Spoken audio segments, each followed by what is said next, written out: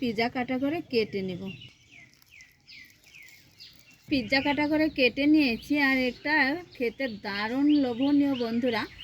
আর এই যে দেখো কতটা সুন্দর, দারুণ লাগে এটা দেখতে, খেতেও খুব সুন্দর। একটু সসের সঙ্গে আমি দেখো এই যে সস নিয়েছি, সস দিয়ে এইভাবে। বন্ধুরা আজকে আমাদের মজাদার রেসিপি বানানোর জন্য লাগবে ম্যাগি আর ডিম। চলো রেসিপি শুরু করে দিই ঝটপট। তো বন্ধুরা দেখো ম্যাগিগুলো প্যাকেট থেকে বের করে নিয়েছি, এবার চলে যাব সরাসরি উনুনের কাছে। গরম করে নিয়েছি, গরম জলে দিয়ে দিব এবার ম্যাগিগুলো। এগুলো একটু হালকা করে ভাপিয়ে নেব। দেখো ম্যাগিগুলো একটু হালকা করে ভাপিয়ে নিয়েছি, এবার এই জলটা ছেঁকে নিব। ভাপানো ম্যাগিটা জলটা ঝরিয়ে নিয়েছি, একটু ঠান্ডা করে নিতে হবে আগে। দিয়ে দিব পরপর 3টে ডিম।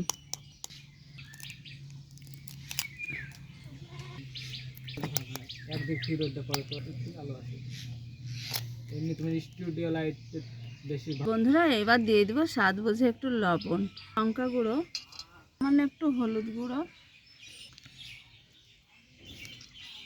তো বন্ধুরা হলুদ, শুকনো লঙ্কা গুঁড়ো, লবণ দিয়ে দিয়েছি। এবার এইখানে দিয়ে দিব একটু ম্যাগি মশলা। ম্যাগি মশলা দিয়ে দিয়েছি, এবার এইখানে দিয়ে দিব একটু সবজি মশলা।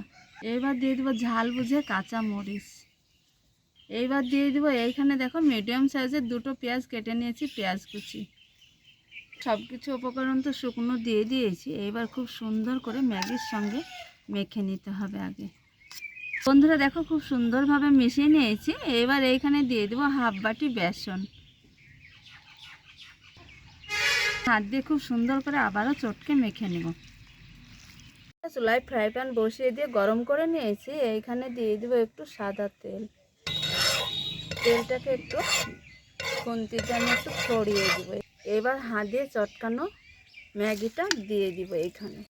এবার খুব সুন্দরভাবে খুন্তি দিয়ে একটু আমি ফ্রাই প্যানে ছড়িয়ে দিব। এবার আমি চুলাতে জাল দিয়ে এটা খুব সুন্দর করে কুক করে নেব। সেকে নিয়েছি, তলাটা খুব সুন্দর হয়ে কুক হয়েছে। এবার আমি একটা থালা নিয়ে উল্টে নেব। খুব সুন্দর করে একদম উপরটা দেখো ড্রাই রোস্ট হয়েছে, কত সুন্দর। এবার এটা একদম আমার রেডি হয়েছে, তলাটাও হয়েছে। এবার আমি নামিয়ে তোমাদের দেখাচ্ছি। সুন্দর লোভনীয় রেসিপি বন্ধুরা। আর উপরটা দেখো কতটা সুন্দর ড্রাই রোস্ট হয়েছে। থালাতে নামে ঠান্ডা করে নিয়েছি, আর এইখানে ছুরি নিয়েছি দেখো বন্ধুরা, পিৎজা কাটা করে কেটে নেব। বন্ধুরা দেখো আমি একটা ছুরি দিয়ে পিৎজা কাটা করে কেটে নিয়েছি, আর এটা খেতে দারুণ লোভনীয় বন্ধুরা। তোমরা পিৎজা কাটা দিয়ে এইভাবে কেটে নিতে পারো। এবার দেখো এইখানে বাটিতে আমি একটু সস নিয়েছি, সস দিয়ে একটু খেয়ে তোমাদের দেখাচ্ছি। নিয়েছি, আর এই যে দেখো কতটা সুন্দর, দারুণ লাগে এটা দেখতে, খেতেও খুব সুন্দর। এবার এইখানে একটু সসের সঙ্গে আমি দেখো এই যে সস নিয়েছি, সস দিয়ে এইভাবে খেতে হয়। তো বন্ধুরা আজকের এই রেসিপি তোমাদের কেমন লেগেছে? যদি ভালো লাগে অবশ্যই লাইক, কমেন্ট আর একটা শেয়ার করতে ভুলো না বন্ধুরা। তাহলে রেসিপি শেষ করছি, পরবর্তী রেসিপি নিয়ে তোমাদের সঙ্গে দেখা হচ্ছে। যেখানেই থাকো ভালো থাকো, সুস্থ থাকো, তোমাদের টাটা।